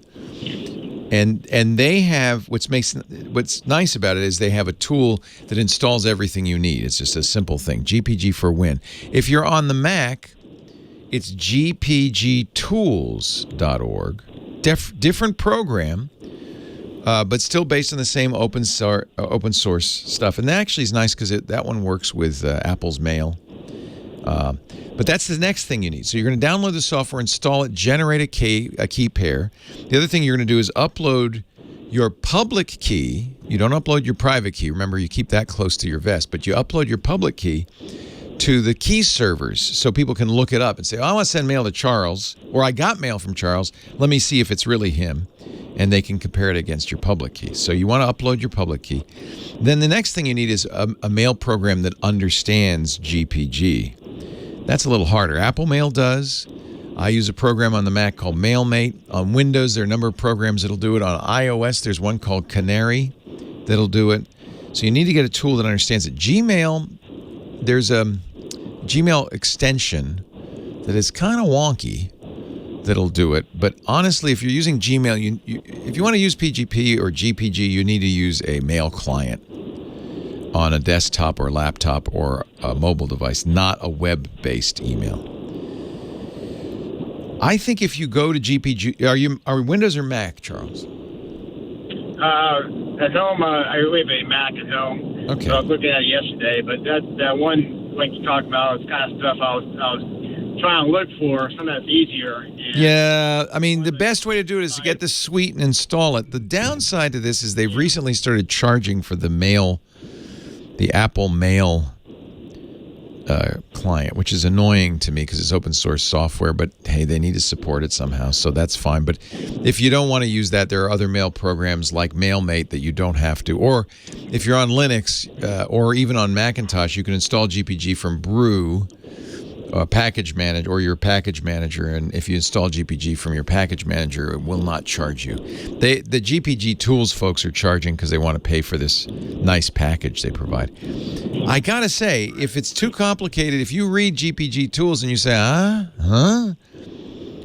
this is the problem. This is why nobody uses GPG. I've been using GPG for 20 years.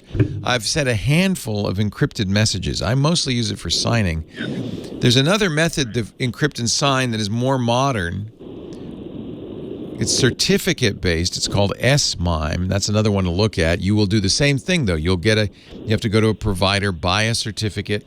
It'll have a public key. It'll have a private key. Man, this stuff, as I describe it, sounds so complicated. I don't see anybody doing it. I recently read a paper from somebody that said, just don't think of email as private, period. And if you want private messaging, use Signal. It's a lot easier. I don't know if that's the answer either, but maybe it is. Maybe it is. I'll put a link at techguylabs.com to this article about all the technical issues with GPG. And, well, one of which is, once you encrypt some email and send it to somebody, anytime in the future, if somebody figures out what the key is to that, anytime in the future they can read it. It doesn't have what we call perfect forward secrecy, and that's considered a modern feature of any encryption system that's very important. All a bad guy has to do is collect all your encrypted emails, and eventually, if they can get your key, they get it all.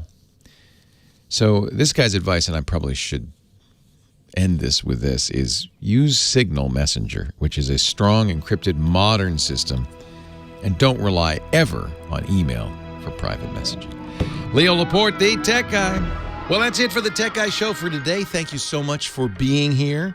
And don't forget, TWIT, T-W-I-T. It stands for This Week in Tech, and you'll find it at twit.tv, including the podcasts for this show. We talk about Windows on Windows Weekly, Macintosh on Mac Break Weekly, iPads, iPhones, Apple Watches on iOS Today, security on Security Now. I mean, I can go on and on and on. And, of course, the big show every Sunday afternoon, This Week in Tech. You'll find it all at twit.tv. And I'll be back next week with another great Tech Guys show.